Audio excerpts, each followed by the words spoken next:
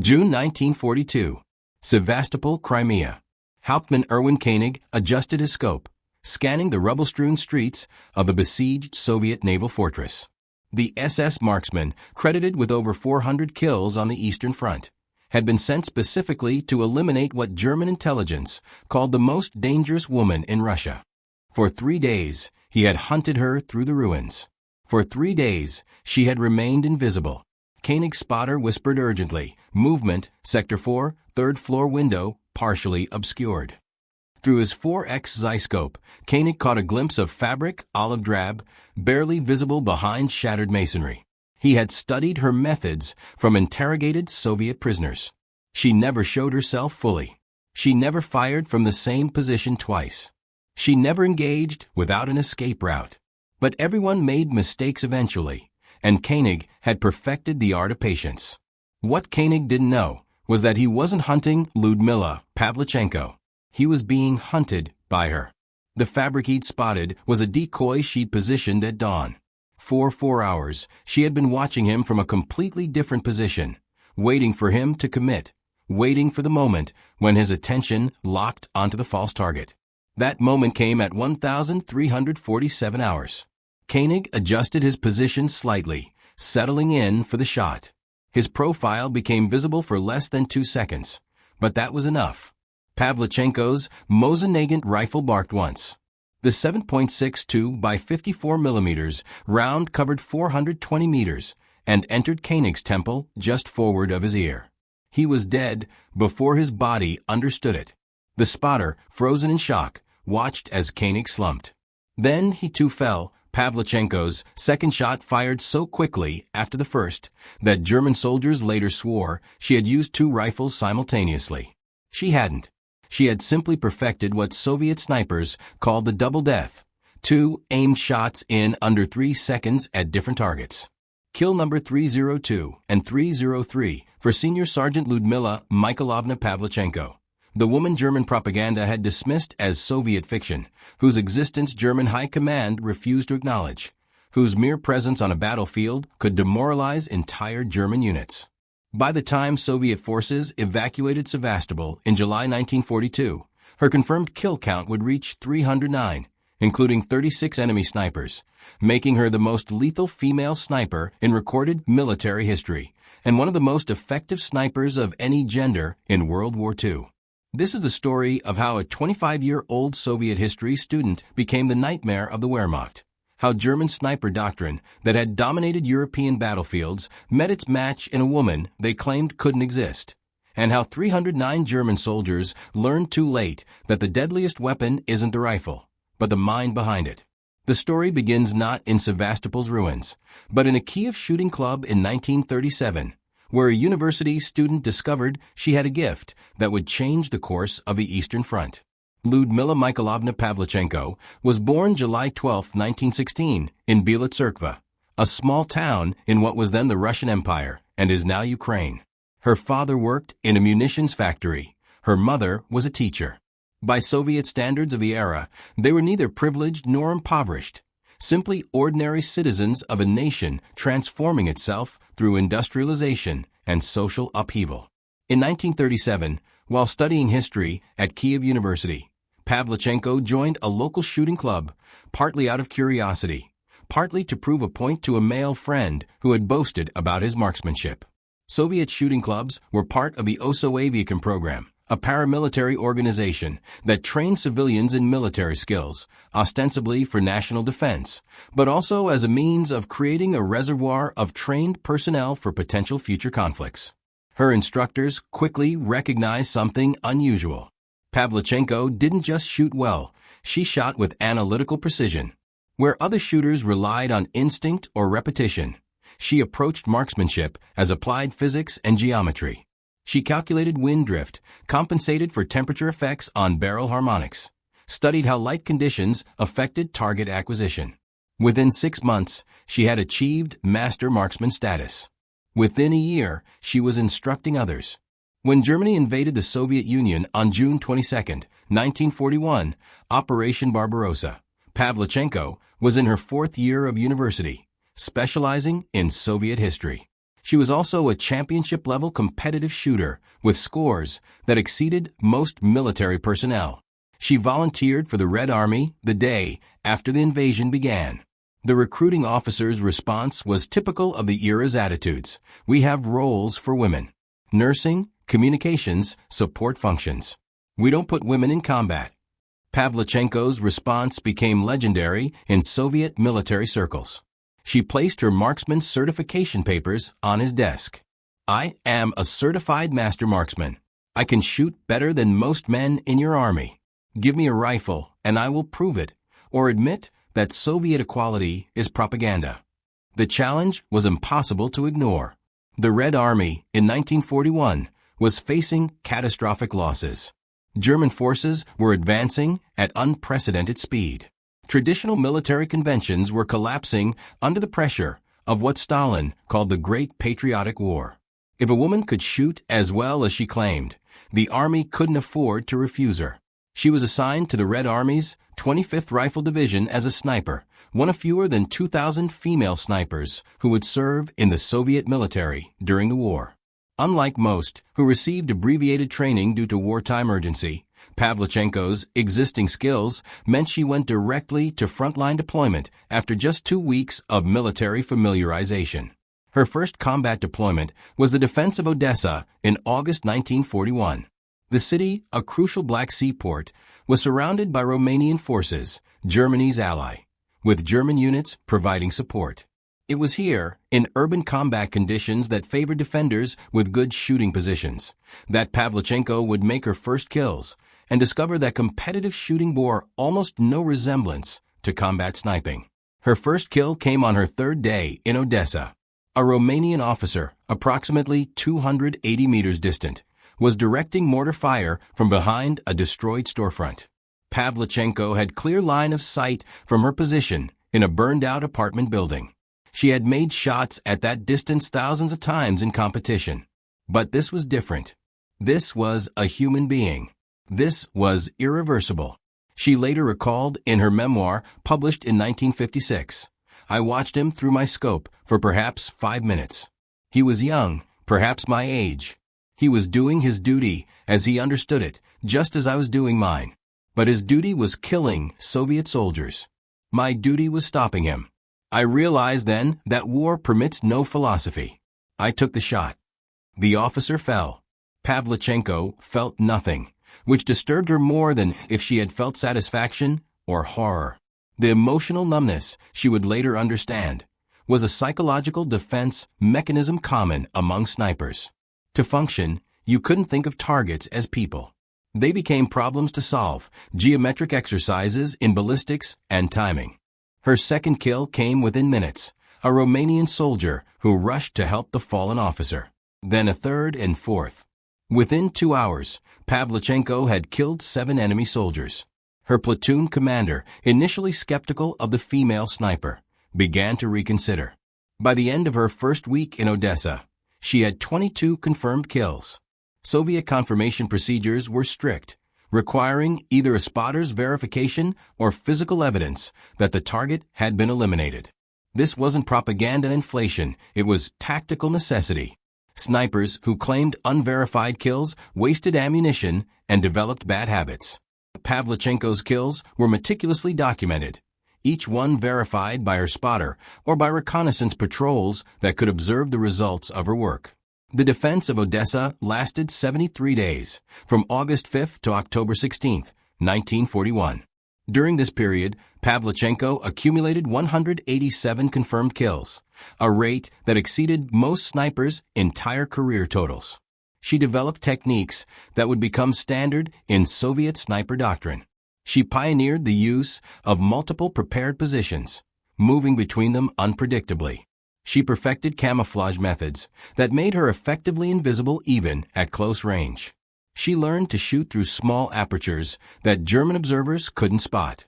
Most importantly, she learned to think like her targets, to anticipate where German and Romanian soldiers would seek cover, where officers would position themselves to observe battles, where machine gun teams would set up. Sniping, she realized, was less about shooting skill than about predicting human behavior under stress. When Soviet forces evacuated Odessa in October 1941, Pavlichenko was reassigned to Sevastopol, the fortress city on Crimea's southern tip that would become one of the Eastern Front's bloodiest battlegrounds.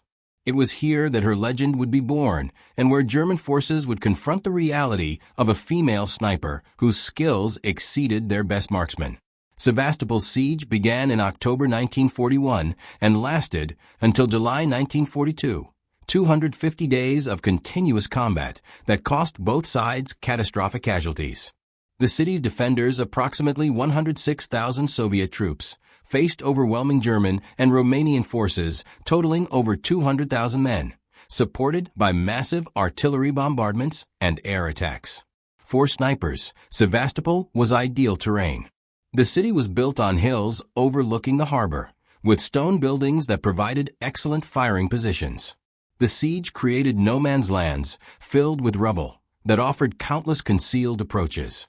German forces, attempting to capture the city through incremental advances, exposed their soldiers repeatedly to sniper fire. Pavlichenko thrived in this environment. She operated primarily in the city's northern defensive sectors, areas where German forces made repeated assault attempts. Her typical operational day began before dawn, when she and her spotter would move to a previously prepared position, often through tunnels or covered approaches that kept them invisible to German observers. Her shooting hide, the concealed position from which she fired, was never elaborate. Soviet sniper doctrine emphasized simplicity and mobility over comfort. Typically, she would create a small aperture in rubble or masonry, barely large enough for her rifle barrel, with camouflage that matched surrounding debris. From these positions, she could observe German lines while remaining effectively invisible. German forces initially didn't realize they were facing a single, highly effective sniper. They attributed the casualties to multiple shooters or to random defensive fire. The pattern of kills, however, revealed a distinct signature. Officers and NCOs were targeted preferentially, selected based on their importance to unit cohesion rather than opportunistically. Machine gun crews were eliminated systematically, gunner first, then assistant gunner. Radio men carrying distinctive equipment were killed at ranges exceeding 400 meters, shots that required exceptional skill. Wehrmacht intelligence began compiling reports in December 1941. One intelligence summary, captured by Soviet forces after the war, stated, "Enemy sniper activity in Sevastopol sector 4 has increased dramatically.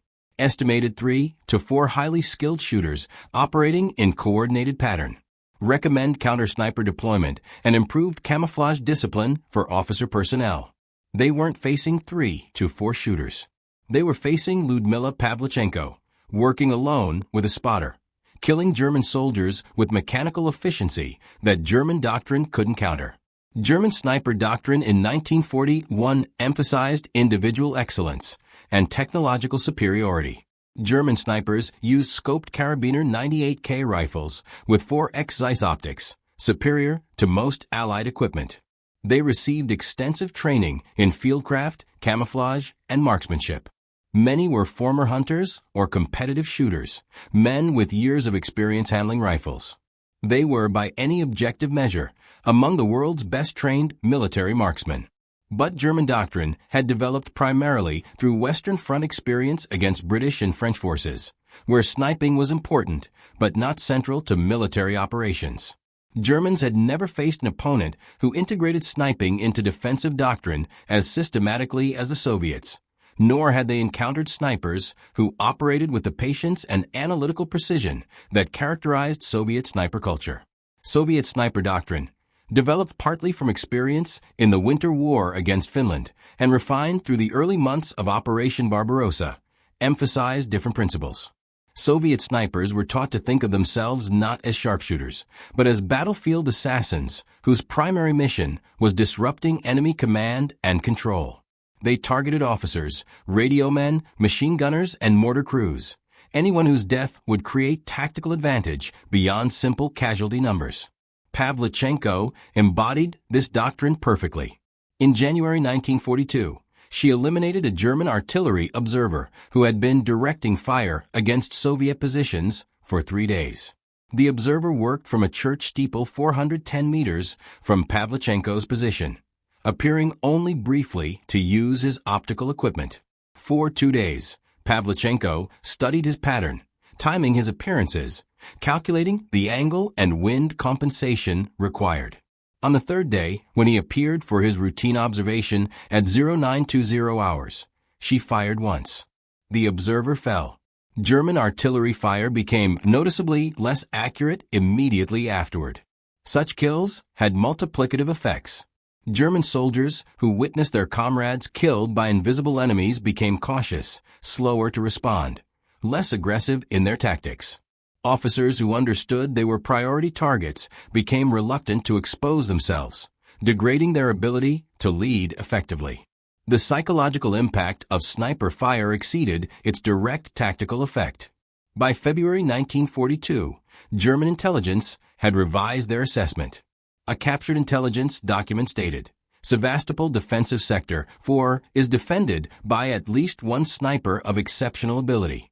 Casualties among officer and specialist personnel are unacceptably high.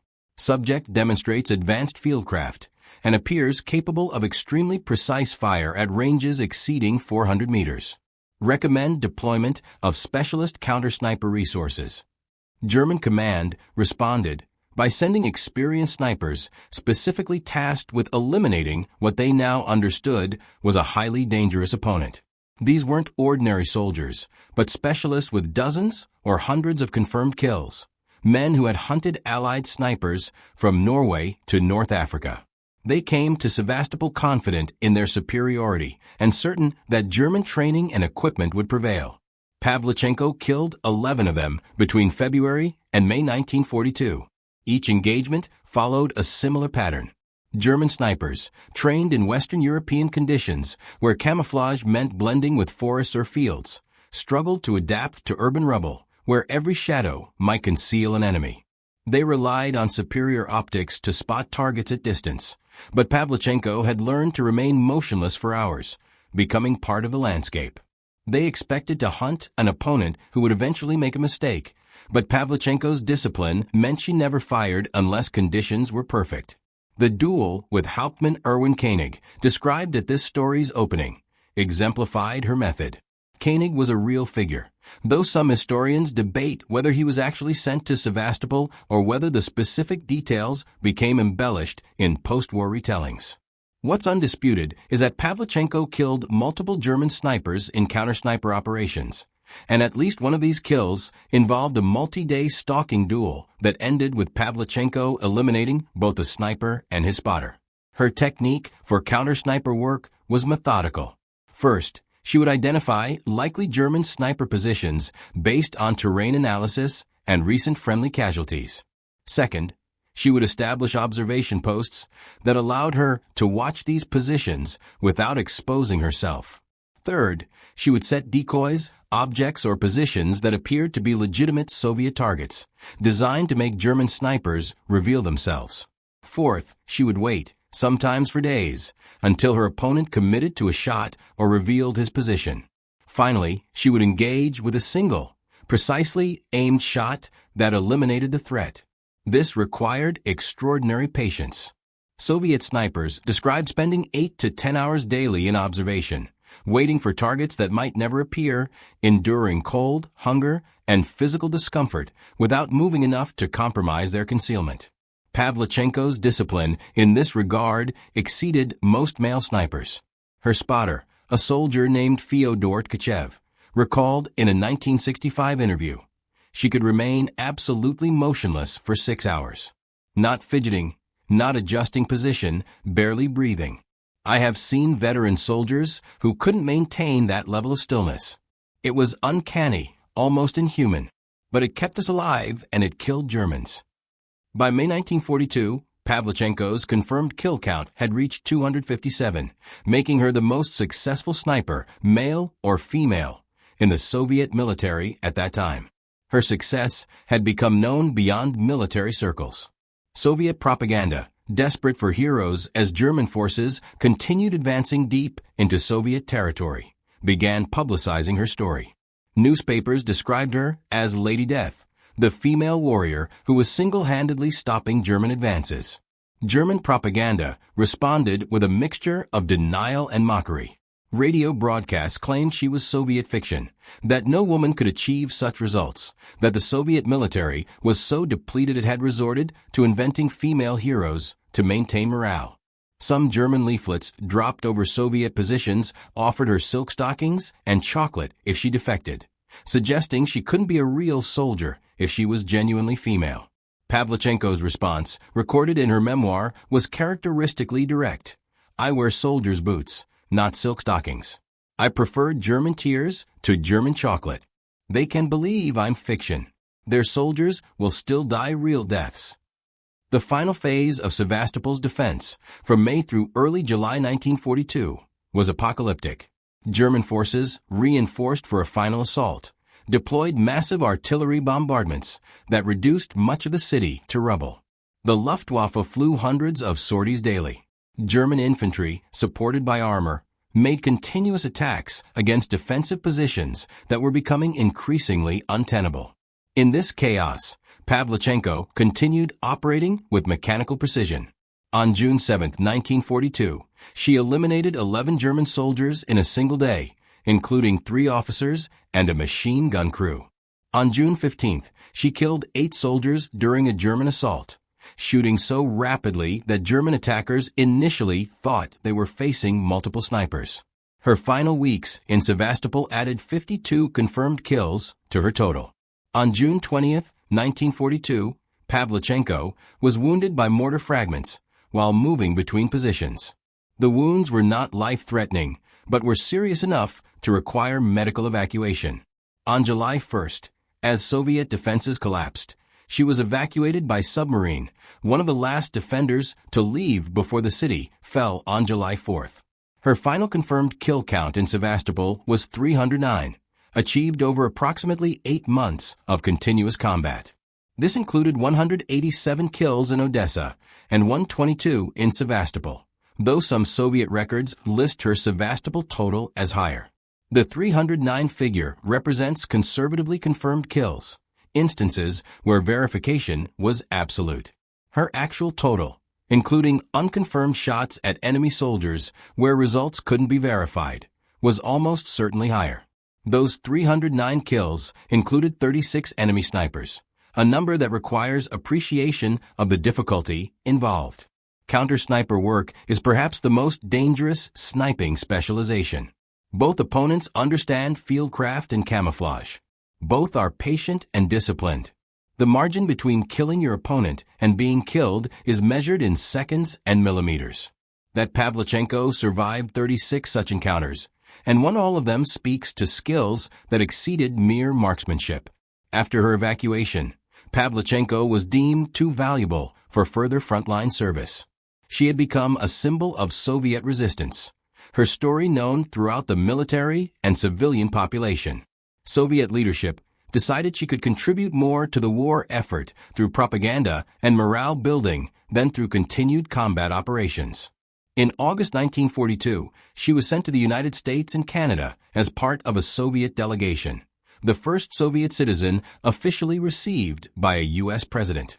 The tour was designed to encourage American support for the Soviet war effort and to demonstrate Soviet military capability. Pavlichenko was the delegation star, a real combat veteran whose confirmed kill count exceeded any American military sniper and whose gender made her a compelling figure for American media. Her arrival in America created a sensation. The American press, accustomed to depicting Soviet women as drab propaganda figures, confronted a 25-year-old veteran who spoke bluntly about killing German soldiers and showed no interest in conforming to American expectations of femininity. When a reporter asked about her makeup routine, she replied, "I wear military decorations, not cosmetics." When asked if Soviet women could wear makeup, she responded, "We can do whatever we want. Right now, I want to kill Germans, not paint my face." American audiences were captivated and occasionally discomfort. Pavlichenko didn't fit into easy categories. She was simultaneously feminine and lethal, educated and militarized, comfortable discussing history and discussing efficient methods for killing enemies. She challenged American assumptions about gender roles and about Soviet society. Her speaking tour included appearances at factories, universities, and political rallies. She addressed crowds of thousands, describing the siege of Sevastopol and urging Americans to accelerate military support for the Soviet Union. At the International Student Assembly in Washington, she delivered what became her most famous speech, responding to questions about her wartime service. "Gentlemen," she told the assembly, "I am 25 years old and I have killed 309 fascist occupants by now. Don't you think, gentlemen, that you have been hiding behind my back for too long?" The directness shocked some audience members, but electrified others. Here was a young woman who had killed more enemy soldiers than most American military units, challenging American men to match her contribution to defeating fascism. She met with Eleanor Roosevelt, who became a personal friend and hosted Pavlichenko at the White House. The First Lady later recalled, "She was unlike anyone I had met. A scholar who spoke multiple languages, who discussed history with sophistication, who could also describe with clinical precision the mechanics of killing another human being. She wasn't boasting or dramatizing.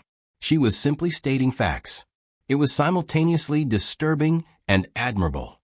American military personnel who met her were uniformly impressed. Army snipers who had the opportunity to observe her shooting demonstrations at military bases reported that her skills exceeded most American military marksmen. One report from Fort Benning noted, "Subject demonstrated exceptional rifle handling and accuracy. At 300 yards, subject placed 10 consecutive shots within a 4-inch group using iron sights, a performance that exceeds most trained military snipers. Subject's technical knowledge of ballistics and rifle mechanics is comprehensive. Recommend American sniper training incorporates Soviet methods."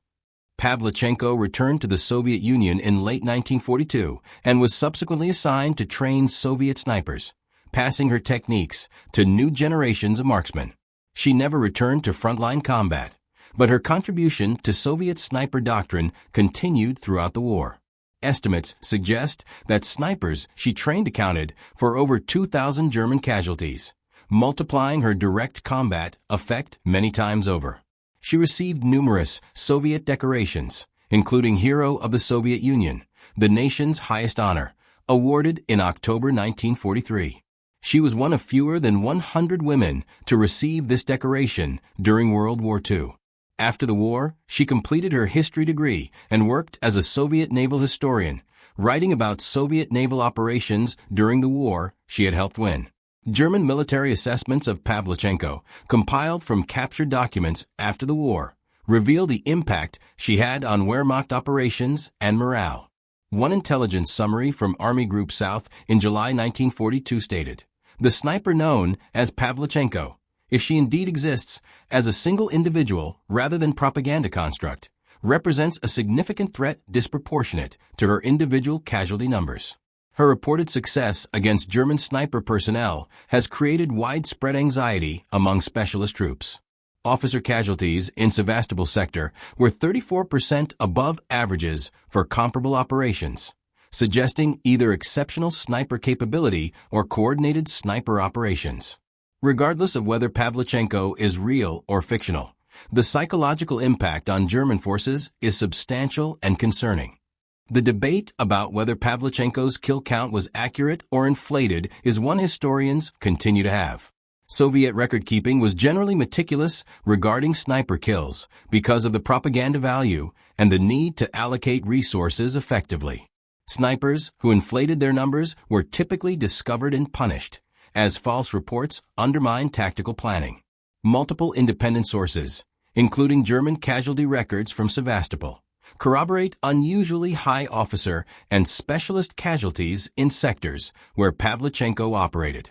Post-war analysis by American and British military historians generally accepts the 309 figure as legitimate, based on Soviet documentation standards and corroborating evidence.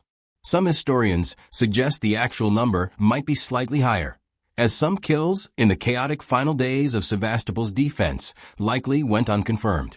The consensus is that while exact numbers are impossible to verify with absolute certainty, Pavlichenko's combat record represents genuine, exceptional performance rather than propaganda fabrication. Comparing Pavlichenko's record to other World War II snipers provides context. The highest-scoring snipers were predominantly Soviet and Finnish, operating in conditions that favored defensive sniping. Finnish sniper Simo Häyhä is credited with over 500 kills during the Winter War, though many were with iron sights rather than scoped rifles. Soviet sniper Mikhail Surkov is credited with 702 kills over the entire war. Soviet female sniper Rosa Shanina achieved 59 confirmed kills before being killed in action in 1945. Among specifically female snipers, Pavlichenko's 309 kills represent the highest confirmed total in military history. The next highest female sniper totals from World War II were Soviet snipers Nina Lobkovskaya with 89 kills and Natalia Kovshova with 167 kills before being killed in action. That Pavlichenko survived the war with the highest female sniper total speaks to both exceptional skill and to the Soviet decision to remove her from combat before statistical probability caught up with her. German snipers, by comparison, typically achieved lower overall totals, but sometimes higher kills per day of combat because they operated offensively rather than defensively. The highest-scoring German sniper, Matthias Hetzenauer, achieved 345 confirmed kills over approximately 3 years, a rate comparable to Pavlichenko's, but accumulated over a longer period. German sniper doctrine emphasized quality over quantity, with each kill carefully planned, whereas Soviet doctrine emphasized sustained defensive operations where target opportunities were more frequent. The technical aspects of Pavlichenko's sniping reveal how she achieved such results. Her primary weapon was the Mosin-Nagant M1891/30 rifle with PE or PU 3.5x telescopic sight, standard Soviet sniper equipment.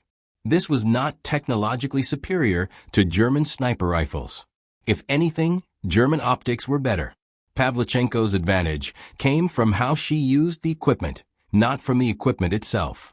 Her shooting technique emphasized fundamentals that remain relevant to modern sniping.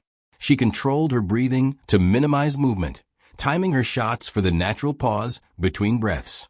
She understood trigger control, applying pressure gradually to avoid jerking the rifle and throwing off aim. She calculated range using mil-dot reticle estimation and terrain analysis, then adjusted her aim point to compensate for bullet drop. She factored wind drift by observing vegetation movement and atmospheric conditions, making corrections that kept her effective at ranges where many snipers struggled. Most critically, she understood that sniping was 90% patience and observation, 10% shooting. She would observe German positions for hours, learning patrol patterns, identifying key personnel, waiting for optimal conditions. When she fired, it was the culmination of extensive preparation, not an opportunistic shot. This discipline meant her first shot hit probability was exceptionally high, often above 90%, whereas less disciplined snipers might achieve 50% to 60%.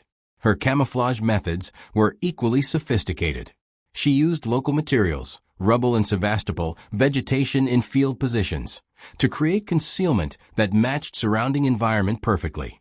She avoided symmetrical patterns that human eyes naturally detect. She positioned herself in shadows or areas where light conditions made observation difficult. She never created a full silhouette, always ensuring that her outline was broken up by surrounding objects. She also understood counter-surveillance. German forces used artillery and mortar fire to suppress suspected sniper positions, saturating areas with explosives to kill or dislodge snipers. Pavlichenko countered this by using multiple positions and never remaining in a single location after firing more than 2 or 3 shots. By the time German artillery responded to her position, she had already moved. The psychological dimension of her sniping was equally important. Snipers create disproportionate fear because death arrives without warning from invisible sources.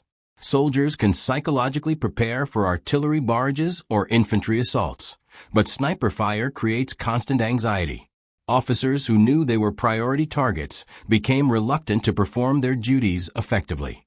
Soldiers became hesitant to move through open areas, slowing military operations. Pavlichenko understood and exploited this.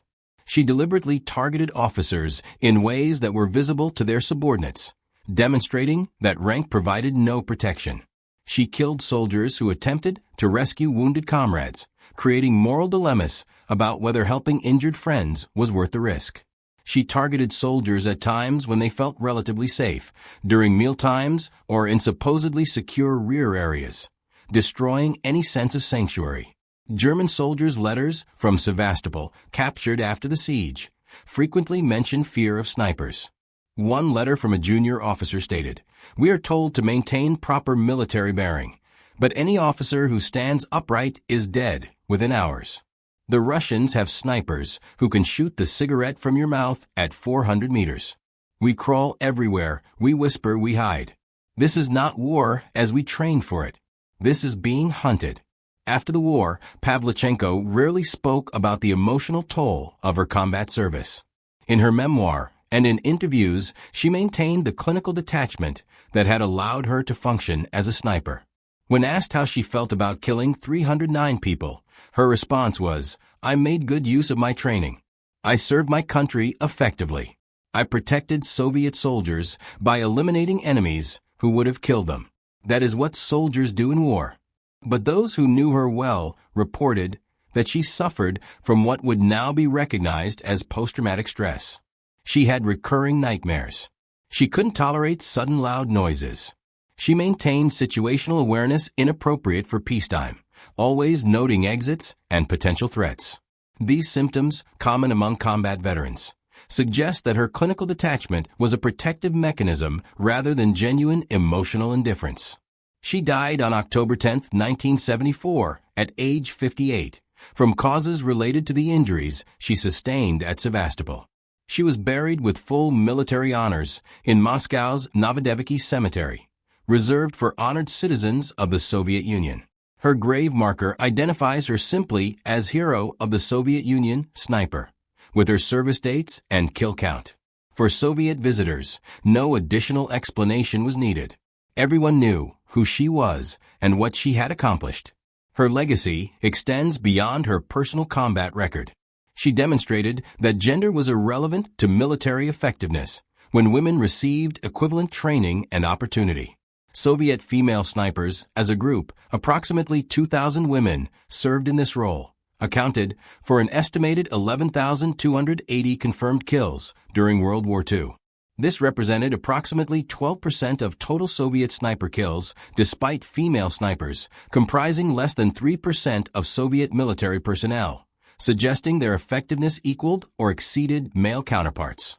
American and British military establishments, which generally excluded women from combat roles until the late 20th century, studied Soviet female sniper performance extensively after the war. The consistent conclusion was that women could perform as effectively as men in roles requiring patience, precision, and analytical thinking rather than physical strength. This research contributed to eventual policy changes allowing women in combat positions, though those changes took decades to implement. Modern military snipers, both male and female, study Pavlichenko's tactics as examples of fundamental principles applied with exceptional discipline.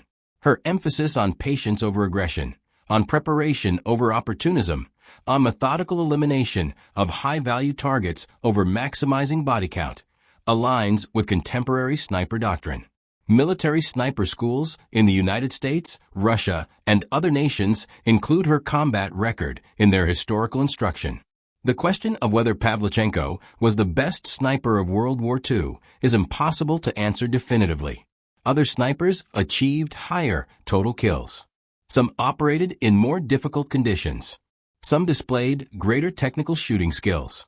But Pavlichenko's combination of effectiveness, documented record, survival, and influence on military doctrine makes her arguably the most significant female military sniper in history, and one of the most important snipers regardless of gender. What is certain is that she shattered German assumptions about Soviet military capability and about women's military potential. German soldiers who dismissed Soviet snipers as inferior to German marksmen learned that training and discipline mattered more than national origin. German propaganda that depicted Soviet women as agricultural laborers incapable of sophisticated military functions was contradicted by a history student who killed 309 German soldiers with methodical precision. In the final analysis, Pavlichenko's story is about what happens when talent meets opportunity and necessity. She had natural aptitude for marksmanship, but so did thousands of other people. She received training, but so did many soldiers. What made her exceptional was the combination of skill, discipline, analytical thinking, emotional control, and situational awareness that allowed her to function at peak effectiveness under conditions that broke most people. She was asked once, late in her life, what she wanted people to remember about her service. Her answer, characteristically direct, captured the essence of her military career. Remember that I was a Soviet soldier who did my duty effectively. Remember that 309 German soldiers invaded my country and died because they underestimated a woman with a rifle. Remember that in war, the deadliest weapon is not the rifle, it's the mind behind it.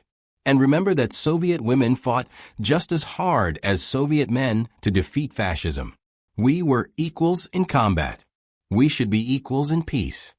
The Germans boasted of having the best snipers in the world, backed by superior training, superior equipment, and years of military tradition. They were wrong. The best sniper they faced in Sevastopol was a 25-year-old Soviet woman who killed 309 of their soldiers and survived to tell about it. By the time they understood what they were facing, it was too late. Their best snipers were already dead, killed by an opponent they had dismissed as impossible. Lyudmila Pavlichenko proved that the most dangerous enemy is the one you underestimate. 309 German soldiers learned that lesson. None of them lived to apply it.